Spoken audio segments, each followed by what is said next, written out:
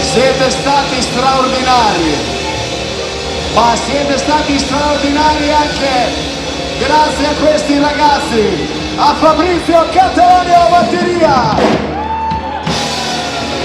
Paolo Rinaldini al basso, Andrea Cioma alla chitarra, Giuseppe Bissoni ai sax,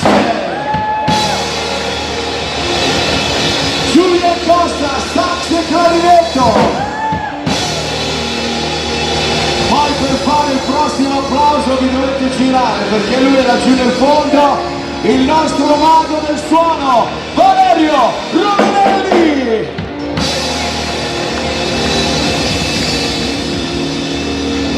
Allora Marco mi ha detto che adesso l'applauso più grande lo dovete fare a lei. È stata definita la nonna più bella d'Italia, Novella Vanni!